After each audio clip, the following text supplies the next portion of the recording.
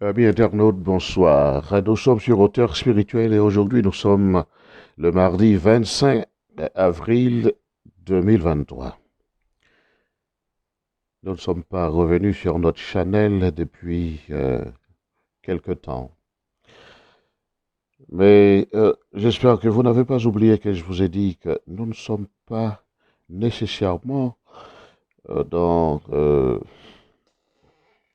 des activités quotidiennes, même si cela peut nous arriver de garder un rythme quotidien pour les besoins de communication. Mais nous ne sommes pas nécessairement sur un rythme quotidien. Et puis aussi, bon, tout dépend de notre état de santé, parce que nous ne nous portons pas toujours bien. Alors, finalement, nous vous dirons que le rythme, même si je sais que ce n'est pas toujours très bon pour euh, l'audience en réalité. Parce que pour captiver l'audience, un rythme quotidien serait euh, souhaitable, mais nous ne nous, nous ne nous engageons pas encore aujourd'hui dans ce rythme quotidien-là. Aujourd'hui, nous sommes venus pour essayer de terminer, mais je ne sais pas si nous aurons vraiment le temps de terminer la problématique de l'authenticité de la Genèse que nous avons commencé.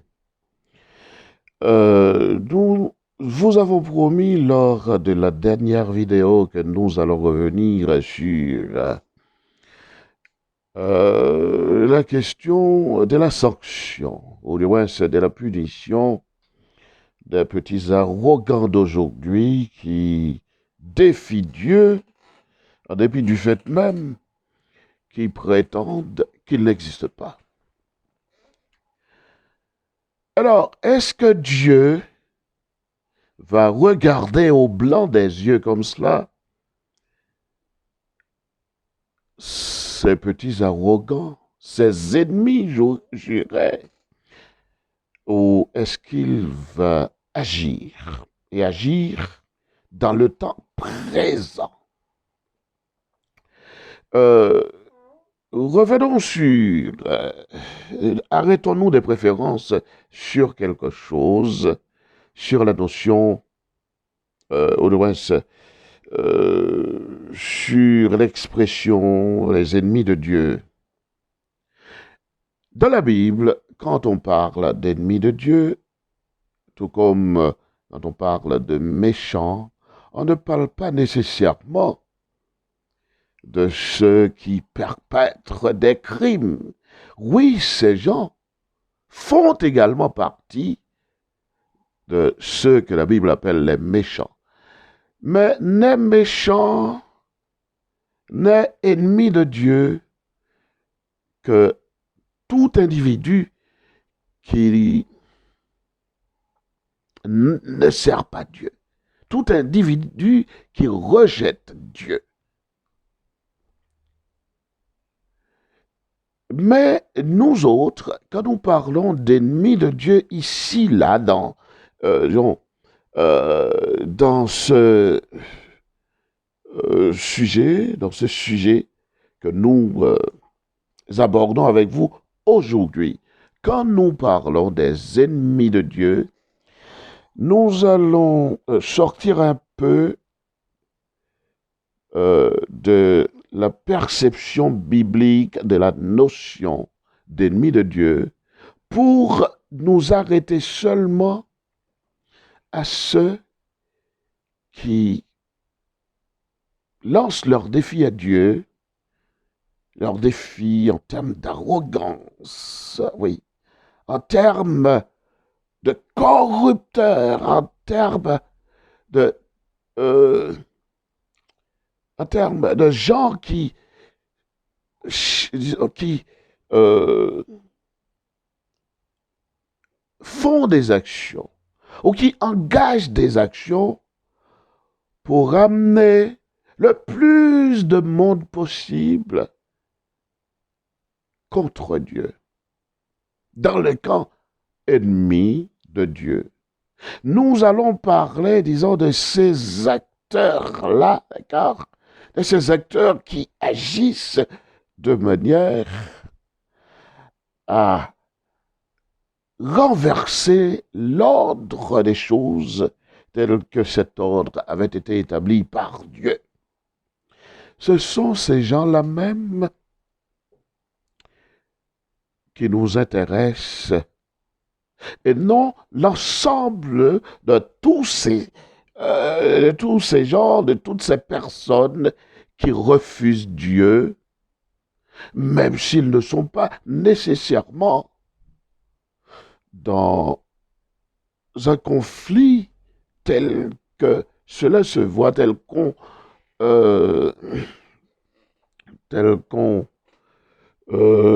est amené à le voir chez ces gens qui eux-mêmes sont des corrupteurs qui corrompent d'autres gens et qui les amènent sur le terrain de l'incroyance et de l'athéisme même.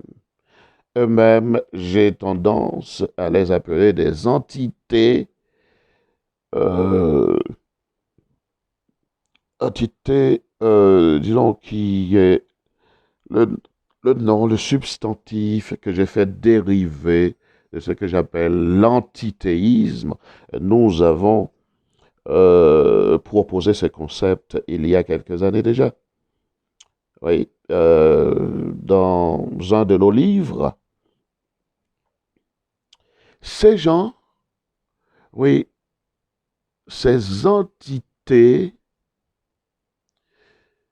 parce qu'ils sont disons, dans cet éternel conflit avec Dieu, en s'illusionnant qu'ils peuvent gagner sur Dieu, eh bien, ces gens-là,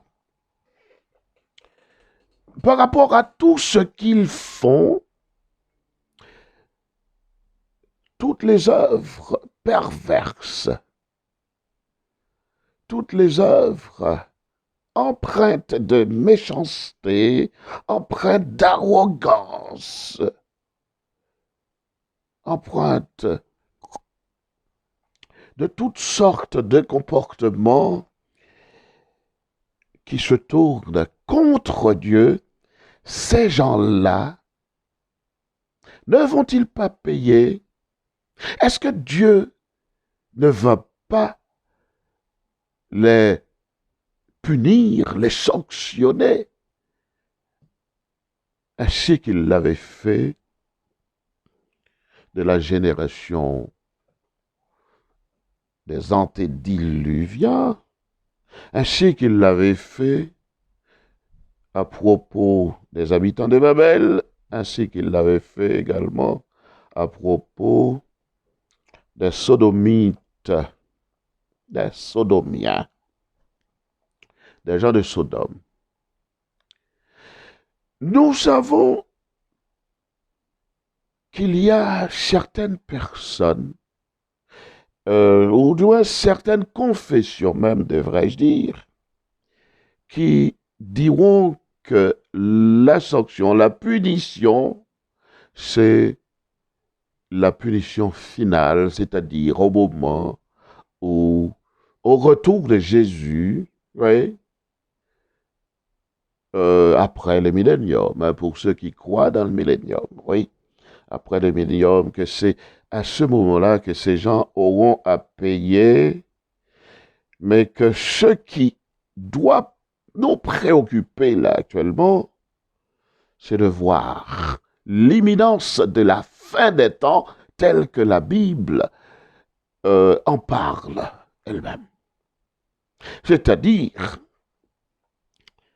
la fin eschatologique des choses selon que l'eschatologie biblique nous invite euh, à regarder, à voir les choses.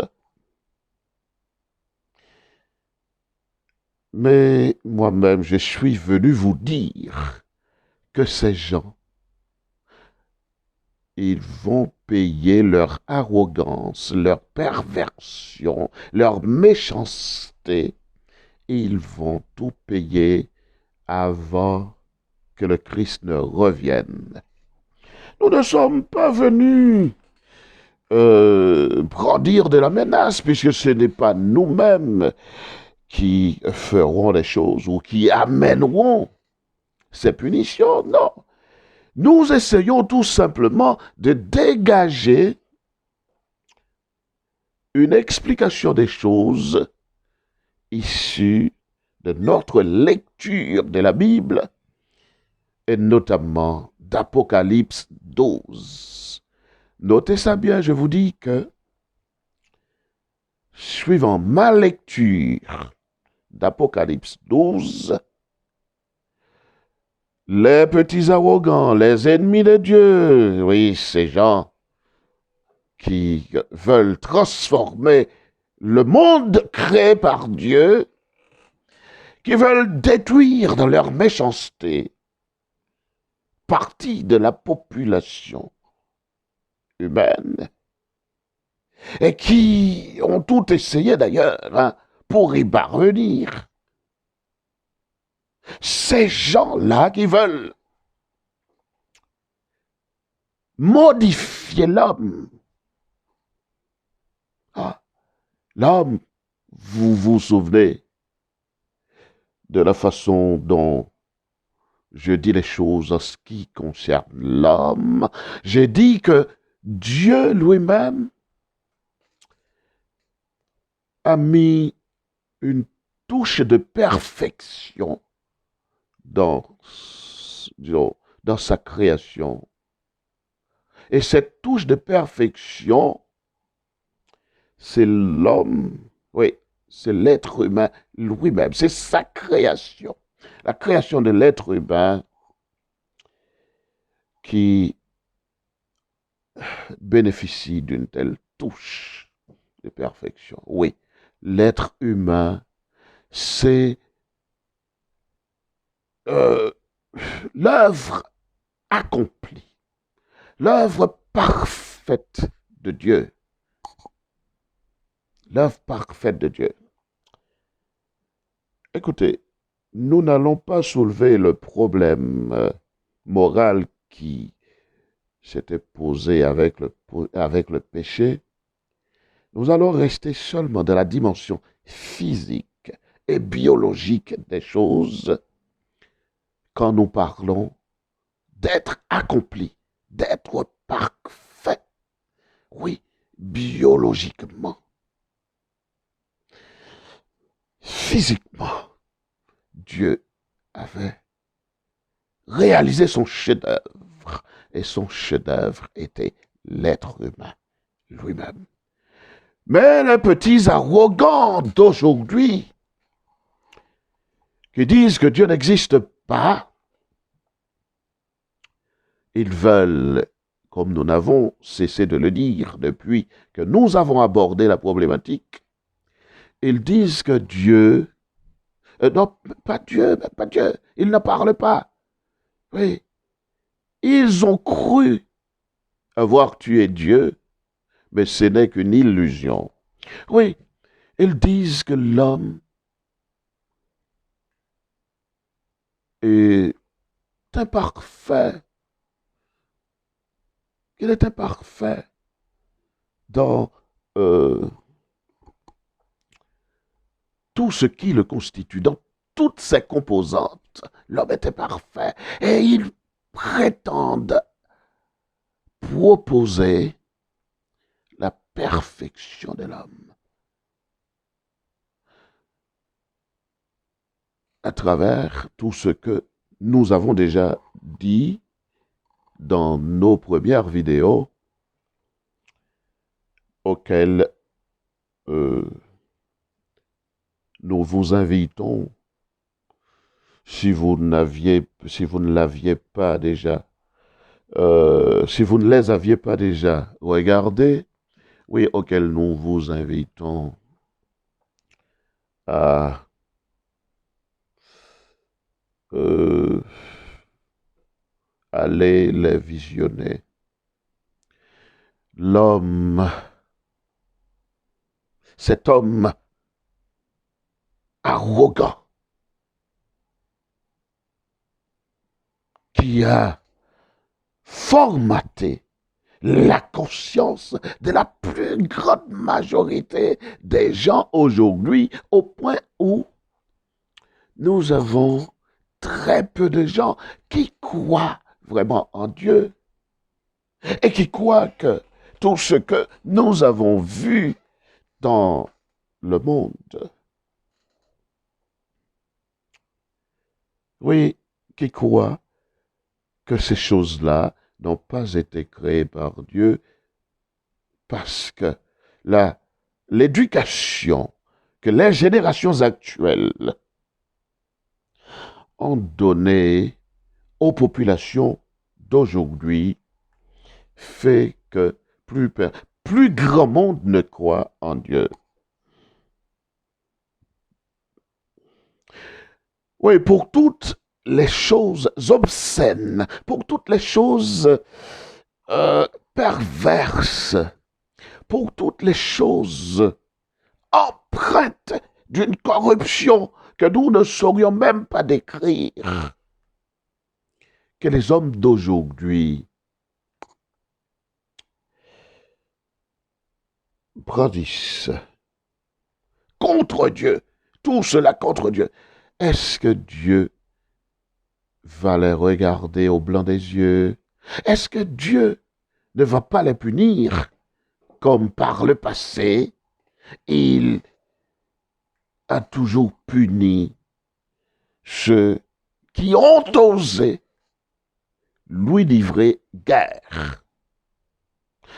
Eh bien, je dis que ceux qui pensent, parmi les frères chrétiens, ceux qui pensent que c'est à la fin de toute chose que Dieu punira disons, la génération de nos contemporains, ou disons les générations, mais quand je parle de génération au singulier, j'entends plutôt la civilisation actuelle. Voyez-vous? Oui. Alors, ceux qui pensent parmi les chrétiens que Dieu ne punira ces gens que vers la toute fin dernière, à la parousie, oui, euh, après le millénium même, voyez-vous, je dis que ces gens-là, malheureusement, ont fait une mauvaise lecture d'Apocalypse 12. D'après Apocalypse 12, la femme qui, je ne vous fais pas euh, l'analyse ni le récit de tout Apocalypse 12, je vais vous en parler de manière sommaire, mais ce qui m'intéresse, disons, la séquence qui m'intéresse, c'est de cette séquence-là que je vais vous parler. La femme contre qui le dragon s'est irrité, s'est lancé, cette femme-là, qui a connu au cours de son histoire la persécution, puis qui a connu le refuge dans le désert. Cette femme-là a vu le même dragon qu'il persécutait au premier siècle au pluriel, jusqu'au quatrième siècle. Jusqu'au quatrième siècle, la femme a vu le dragon la persécuter de façon très cruelle. Puis, au quatrième siècle, à l'avènement de Constantin, sur qui je vois certaines confessions, et même celle dans laquelle je suis né, je ne vais pas dire laquelle précisément, bien que j'ai toujours l'habitude de le dire sur WhatsApp. Je vois ces confessions chrétiennes protestantes dire pour leur majorité, si ce n'est même pour leur totalité, dire que Constantin,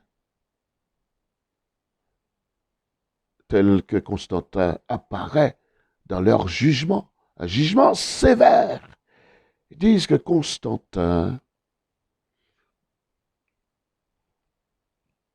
n'a pas été au service de Dieu.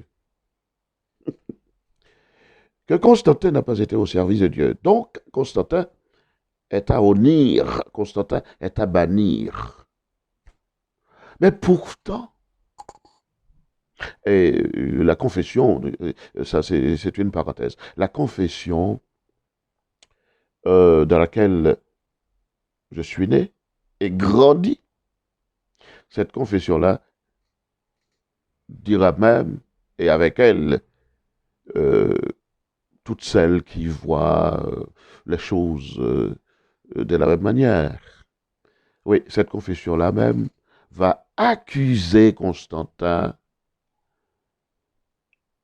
d'un détail, de quelque chose qui n'est qu'un détail dans la Bible, mais par contre, on lui jettera une lourde responsabilité à propos de ce détail. J'aurai le temps de revenir sur ces choses quand j'aurai à étudier le chapitre 12 de l'Apocalypse. Mais aujourd'hui, nous ne sommes pas en train d'étudier le chapitre. Nous sommes venus seulement sur Apocalypse 12 parce qu'il y a une séquence dans ce chapitre qui nous dit que les arrogants d'aujourd'hui, ces petits anthropotés, ces petits qui pensent qu'ils sont eux-mêmes Dieu, oui, il y a une séquence d'Apocalypse 12 et c'est à cela que nous nous référons dans notre communication d'aujourd'hui pour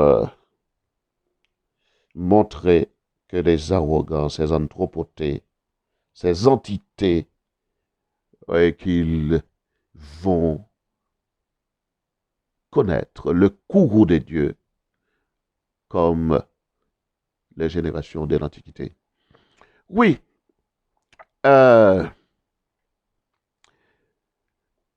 on jette de lourdes responsabilités sur Constantin, alors pourtant, c'est par Constantin, par la conversion de Constantin, ce que je ne crois, disons, avoir jamais entendu dans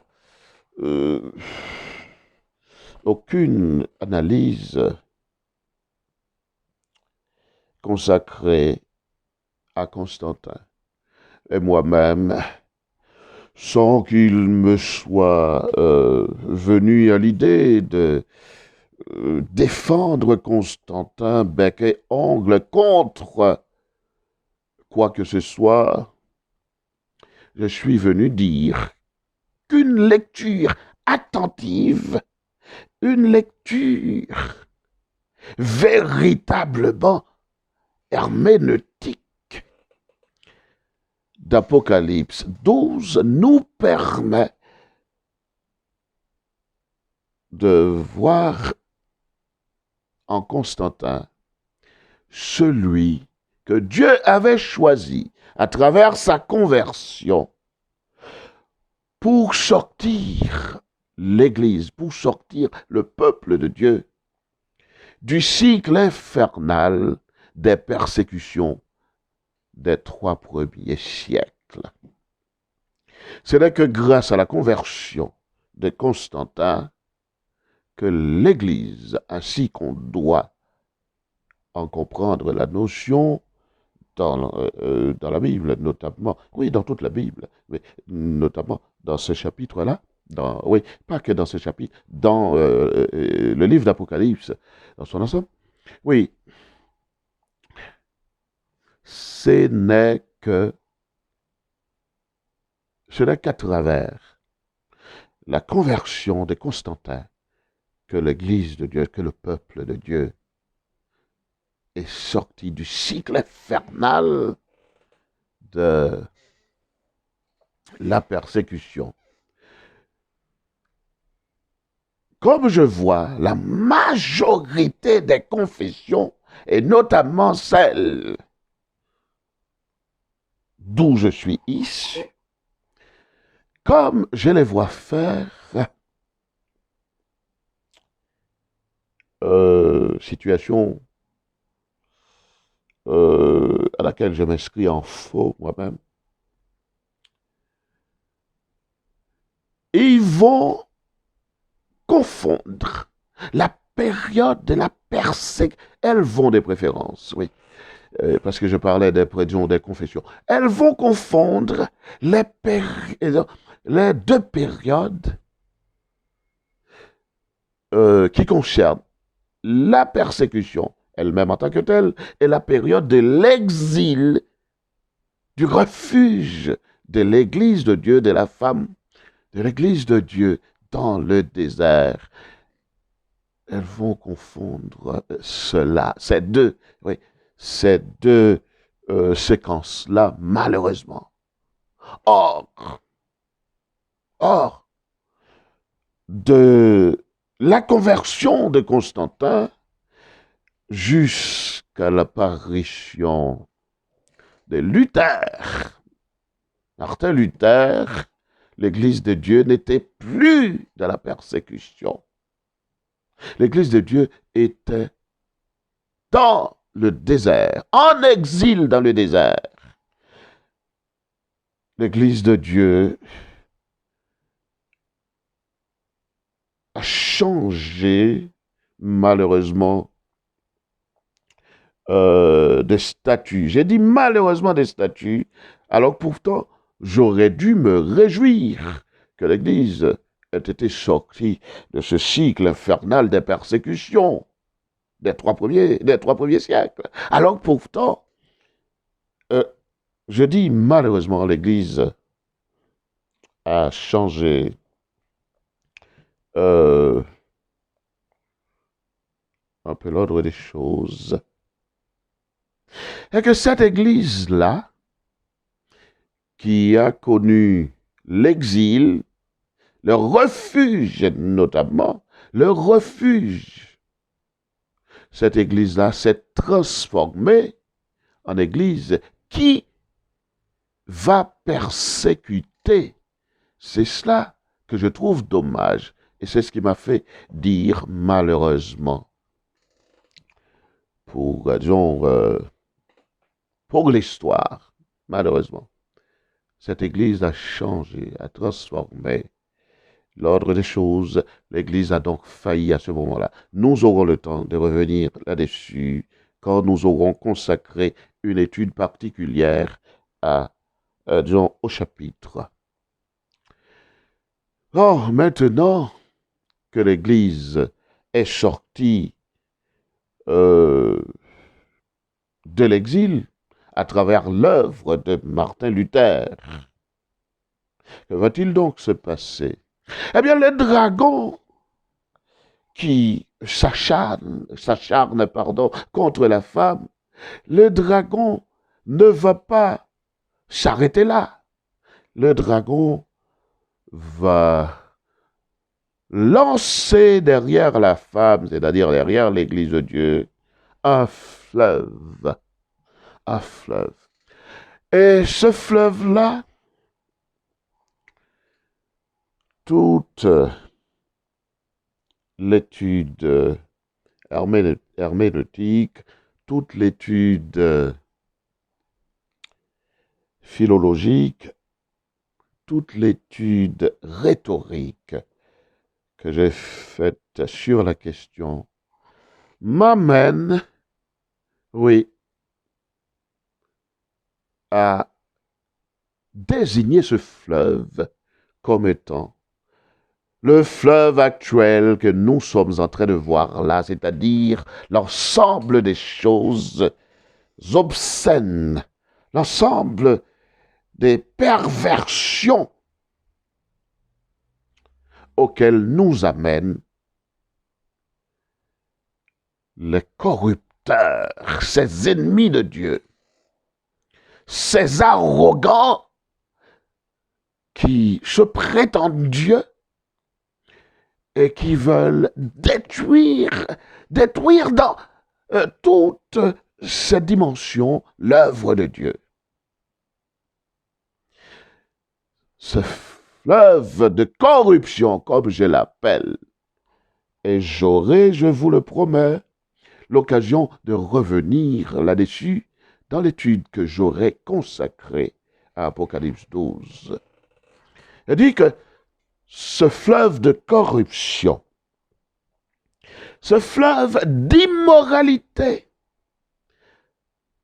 le fleuve de méchanceté que l'on voit à travers les actes des corrupteurs ennemis de Dieu actuel, ce fleuve-là n'épargne même pas l'Église. Ou devrais-je dire que même l'Église de Dieu n'est pas épargnée de ce fleuve-là, du cours de ce fleuve. Mais il reste au moins 2 autres séquences, et c'est la séquence qui vient immédiatement après la séquence du fleuve dans le récit du chapitre 12 d'Apocalypse. C'est cela que nous allons voir là maintenant, parce qu'il est en rapport avec le fleuve. Oui, c'est lui qui est en rapport direct avec le fleuve. Qu'a-t-il dit dans cette séquence? La séquence qui vient immédiatement après la séquence du fleuve. Il est dit que la terre ouvrira sa bouche pour engloutir le fleuve. Voilà ce que nous dit Apocalypse 12, qui nous laisse entendre très clairement, mais hélas, je ne vois encore, ce n'est pas pour m'engueulir, non pas du tout, mais je ne vois encore aucun bibliste faire allusion à cela. Aucun bibliste chrétien, parce qu'il y a des biblistes non chrétiens, non croyants, et même athées. Je ne m'attends pas à ce qu'ils voient les choses de cette manière-là eux-mêmes, mais les biblistes chrétiens, malheureusement, ne voient pas les choses comme moi je les vois. Ils n'ont pas fait cette lecture que moi j'ai faite d'Apocalypse 12. Il est dit que la terre ouvrira sa bouche pour engloutir ce fleuve. N'oubliez pas ce que j'ai dit. J'ai dit que ce fleuve, c'est un fleuve de corruption. Voyez-vous? C'est le fleuve de corruption, le fleuve d'immoralité. Ce fleuve devra être englouti. Ce n'est pas moi qui le dis, c'est Dieu lui-même dans le message qu'il avait confié à l'apôtre Jean pour l'histoire, pour l'humanité, pour son peuple. Il dit que ces gens-là ne vont pas rester, d'accord? Ils ne vont pas rester impunis, mais qu'ils devront payer. Mais payer de quelle façon? Payer de quelle manière? Oui, ces gens vont payer comme, disons, ceux de l'Antiquité. Mais ils ne vont pas payer de la même manière. Sodome avait été détruit. La terre avait été détruite sous Noé. Pour Babel, Dieu avait confondu, d'accord? Dieu avait confondu les arrogants de Babel. Dans le cas des générations actuelles, Dieu promet de leur donner une leçon, et c'est la terre elle-même qui va ouvrir sa bouche pour engloutir leur fleuve. Mais leur fleuve, oui, c'est eux-mêmes qui constituent, oui, avec l'ensemble des actes qu'ils perpètrent, les actes sales qu'ils perpètrent, c'est eux-mêmes et leurs actes qui constituent ce fleuve d'immoralité-là, ce fleuve de corruption, ce fleuve d'arrogance, ce fleuve de méchanceté. Mais que signifie la terre qui va donc ouvrir sa bouche?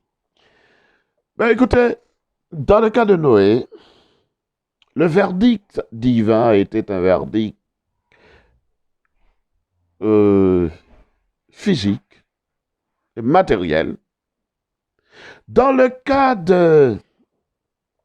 Oui, Dieu a détruit physiquement Noé, pas Noé, les générations de Noé. Dans le cas de Sodome, il en était également d'une destruction physique. Mais dans le cas des générations de Babel, le verdict n'était pas physique. Dieu n'a pas physiquement détruit, non. Le verdict était plutôt d'ordre surnaturel. Il est dit que Dieu avait, disons, que Dieu était descendu, façon imagée de dire les choses. Oh, ben bon, tant pis pour ceux qui vont prendre les choses de façon littérale, mais c'est juste une façon d'exprimer les choses. Oui, il a dit que Dieu était descendu lui-même les visiter ces petits arrogants de Babel, et qu'il les avait confondus dans leur langage. Donc, vous voyez, nous sommes passés avec Noé d'un verdict physique et bien matériel à un verdict surnaturel à propos de Babel, puis à un autre verdict physique en ce qui a trait à Sodome. Mais pour la génération ou les générations, et pour la civilisation des arrogants d'aujourd'hui qui osent défier Dieu, plus que jamais cela n'avait été le cas dans l'histoire, Dieu promet de les mettre en échec autrement que par une intervention naturelle, comme dans le cas de Noé. C'est pas la nature qui agit, ni comme dans le cas disons, de Sodome. Ce n'est pas la nature qui va agir. Ni comme non plus dans le cas de Babel, où l'intervention était surnaturelle. Mais Dieu promet, oui, Dieu promet d'intervenir autrement. Mais la terre, que signifie la terre? Oui, je sais qu'il y en a une qui prétend que, oui, qui appartient à une église dont je ne vais pas citer le nom, qu'ils se reconnaissent eux-mêmes à travers leurs personnages, dont je ne cite pas les noms, ni non plus leur dénomination. Mais oui, mais ce personnage a prétendu que le fleuve, ça me fait rire, oui, que le fleuve, c'était la persécution des protestants qui ont trouvé refuge aux États-Unis. Et que la terre, c'est les États-Unis eux-mêmes, parce que les États-Unis leur ont prêté secours. Mais nous sommes ici à travers une explication de ces gens-là, une explication assez puérile. Nous sommes ici face, disons, à un petit fait, pas de grande envergure, et qui ne concernait pas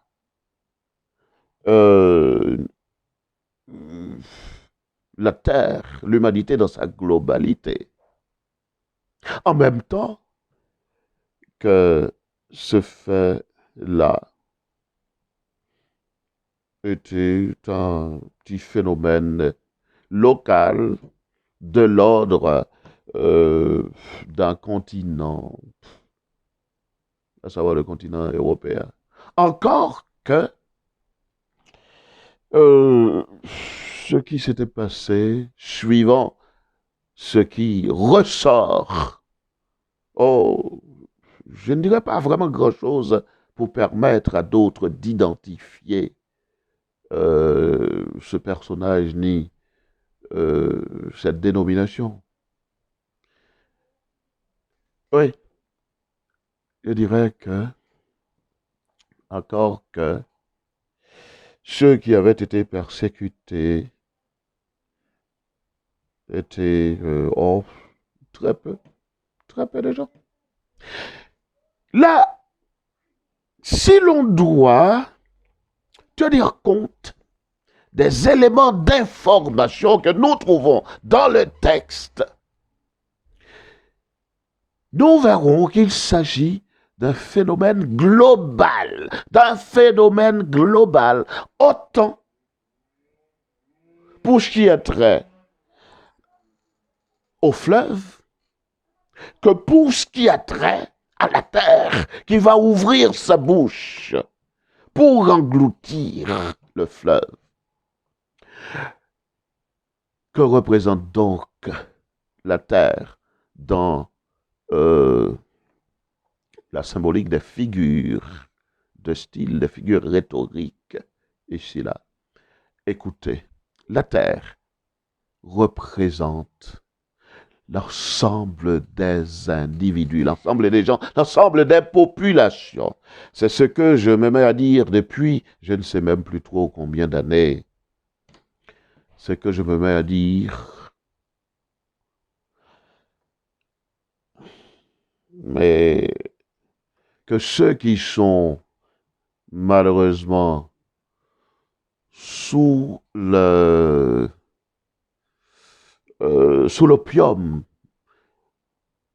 de leur confession ne peuvent pas comprendre. Et pourtant, c'est ce que nous sommes en train d'observer là, aujourd'hui, et je vous promets quelque chose continueront encore bon train jusqu'à ce qu'elles s'accomplissent ainsi que c'est prédit dans la Bible. Oui, ce sont les populations du monde qui vont engloutir ce fleuve de corruption, qui vont notamment mettre en échec les corrupteurs, ces arrogants qui osent défier Dieu. Sur le mot terre, nous avons ce que nous appelons une métonymie. Une métonymie, la métonymie est une figure de style, une figure rhétorique qui utilise un vocable pour un autre. Elle utilise un mot qui donne à voir non ce qu'il faut voir nécessairement dans le sens propre du mot, mais ce qu'il faut voir autrement. Mais entre ces deux, disons, ces deux réalités décrites par le même mot, il y a ce que l'on appelle une contiguïté, c'est-à-dire une connexion entre les deux. C'est comme, par exemple, quand je vous demande quelle voiture roulez-vous, vous me dites une Renault, une Peugeot, une Ford. Vous utilisez quoi? Le nom du constructeur pour la voiture. Eh bien, c'est pareil. Nous sommes en face d'une métonymie à travers le mot terre. Le mot terre qui est, disons, la Terre. Oui, le mot terre renvoie effectivement à la planète qui est le récipient qui contient l'ensemble des individus. Eh bien, on utilise le récipient pour les individus. D'accord? Ce sont ces gens, disons, les gens, les populations du monde, qui vont amener à l'échec. C'est ainsi que Dieu le décide.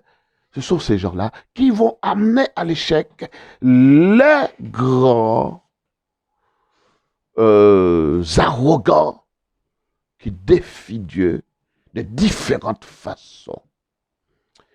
Vous-même qui avez l'habitude de m'écouter,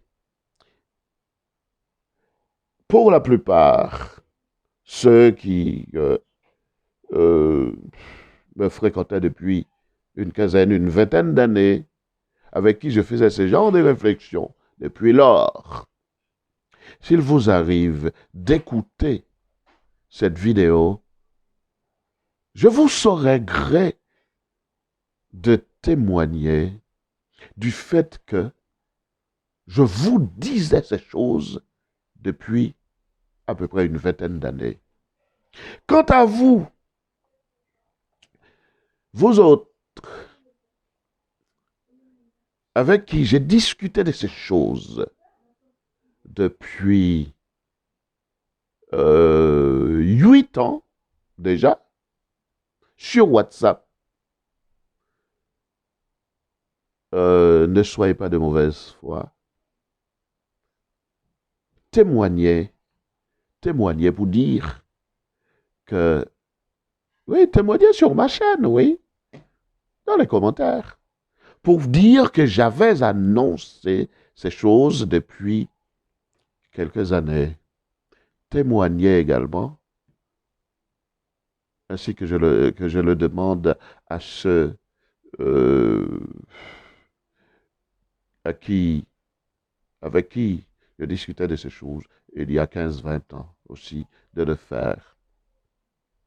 Parce que ce que nous sommes en train de voir, la mise en échec de ces arrogants-là, ce sont des choses que je prédisait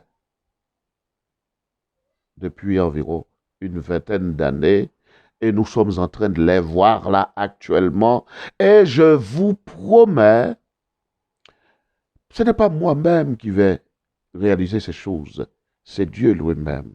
Mais Dieu m'a donné, disons, cette possibilité d'annoncer les choses en fonction de d'Apocalypse 12. Je vous le dis, je vous le promets, ces arrogants feront les frais du verdict de Dieu. Ils vont perdre leur pouvoir. Voilà comment, contrairement à la nature qui était intervenue dans les cas de Noé, de Sodome, contrairement à l'intervention surnaturelle de Dieu, là, pour notre période actuelle, Dieu nous dit dans Apocalypse 12 que ces gens-là seront mis en échec dans leur projet arrogant contre lui par leur propre population. Et nous avons vu les populations du monde. Moi, ça vient apporter une corroboration, une preuve à ce que je disais depuis quelques années. Oui, ça vient m'apporter cette preuve-là. Pour ceux qui pensent que nous sommes à la fin des temps, je reviendrai de toute façon, je vous l'ai dit, sur Apocalypse 12. Mais disons pour vous-même, qui pensez que nous sommes actuellement, à la fin des temps, je vous le dis, c'est par une mauvaise lecture d'Apocalypse 12 que vous croyez cela. Parce qu'il reste une dernière séquence après la terre qui intervient.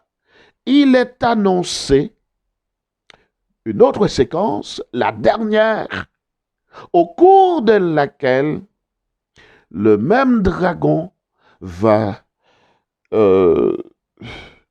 s'attaquer encore à la femme, à l'église de Dieu. Et cette séquence qui est annoncée dans Apocalypse 12 va se développer dans Apocalypse 13, Apocalypse 17. Nous pourrions même parler d'Apocalypse 14 et d'Apocalypse 16 également. Toute étude herméneutique, toute étude sérieuse nous amène à cette conclusion. Et contrairement à un certain nombre de mes amis qui me disent « Ah oui, je ne suis pas prudent », il n'y a pas, disons, de prudence à faire devant un texte qui est aussi clair.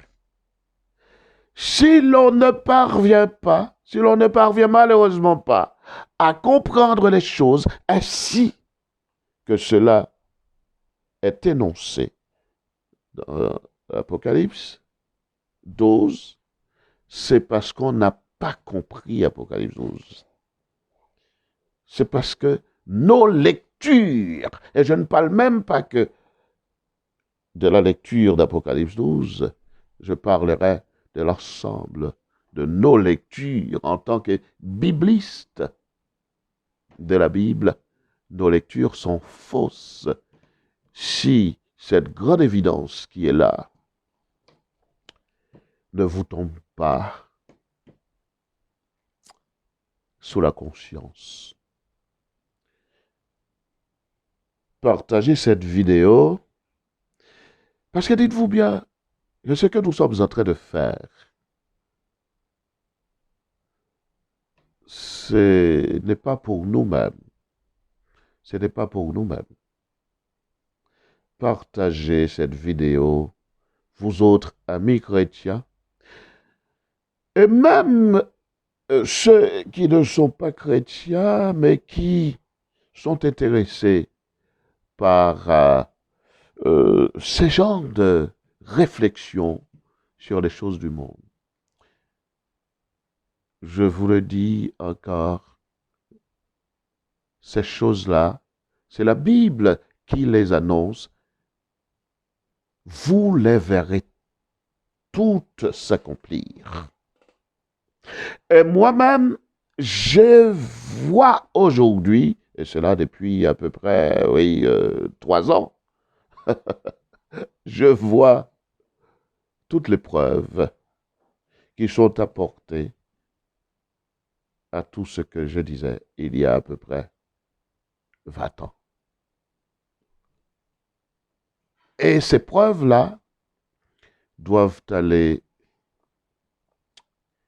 euh, au bout, au bout de l'aventure. Les arrogants vont échouer, c'est la Bible qui le dit. Vous-même qui êtes chrétien, à quelque confession que vous apparteniez, je suis long, mais attention, j'ai fait exprès de l'être ainsi, parce qu'il faut vous dire les choses de sorte à ce que vous les compreniez. Parce que rien ne me dit que j'aurai le temps de revenir sur une autre vidéo pour vous le dire. Je ne suis pas maître de moi-même, je ne suis pas maître de ma vie.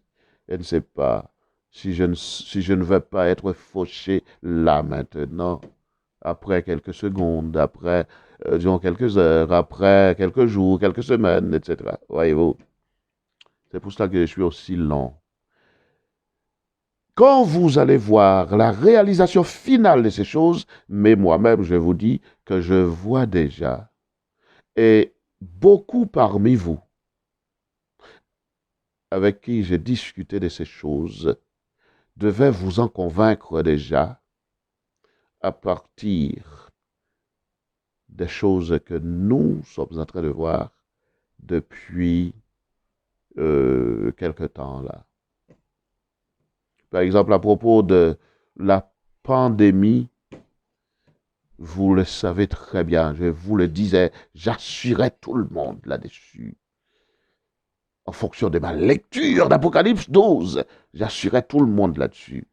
J'avais dit que ceux-là même qui voulaient mener, c'était leur projet, qui voulaient mener le monde là où ils voulaient, allait échouer. Et nous l'avons vu, et nous l'avons vu. Et nous allons voir, oui, effectivement, nous allons voir, et oui, la fin de cette séquence, la séquence du fleuve qui sera engloutie par la terre, c'est-à-dire les populations du monde qui vont mettre en échec les arrogants qui se prétendent Dieu en le corrigeant, oui, en voulant le corriger, en voulant détruire même son œuvre, en voulant même euh, bâtir un monde autre que le monde de Dieu. Attention, laissez-moi vous dire qu'ils vont ressurgir, hein, d'après la prophétie.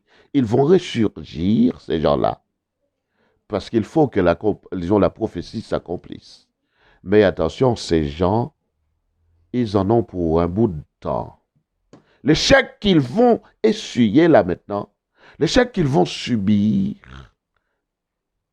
s'étendra sur un certain temps, sur un bout de temps dont je ne connais pas la mesure et personne ne peut targuer. Personne ne peut prétendre connaître la mesure de ce temps, c'est-à-dire personne ne peut vous dire pendant combien de temps ces gens resteront-ils dans leur échec. Mais une seule chose, c'est que ils vont échouer. Et nous voyons à travers tous les événements politiques et géopolitiques du monde qu'ils échouent vraiment. Et cet échec devra se concrétiser très bientôt. Mais attention, ne vous faites pas d'illusions. Ils ressurgiront parce que la Bible dit, parce qu'aussi c'est Dieu lui-même qui viendra mettre fin à l'arrogance de l'homme, à la question du péché qui amène toutes sortes de, de mal dans le monde. La méchanceté, la perversion, l'arrogance, l'immoralité, etc., etc. Amis internautes, je vous laisse ici. J'espère que vous allez, si vous le souhaitez, si cela vous semble, parce que moi, je ne suis pas venu, surtout sur cette chaîne, je ne suis pas venu commander quoi que ce soit, surtout sur Hauteur Spirituelle.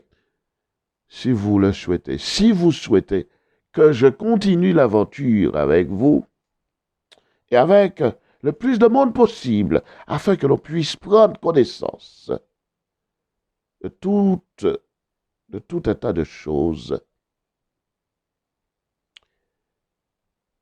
dans le programme prophétique, mais aussi dans le programme politique et géopolitique du monde, tel que cela est conçu autant par Dieu que par les hommes. Alors, si vous souhaitez que nous continuions à vous apporter certaines informations sur ces genres de choses, bah écoutez, inscrivez-vous, excusez-moi, souscrivez à ma chaîne, souscrivez, abonnez-vous, partagez, et puis si vous avez quelques commentaires à faire, faites-les aussi. N'oubliez pas de me donner les petits pouces en l'air aussi, d'accord? Je vous dis à très bientôt pour une autre aventure herméneutique.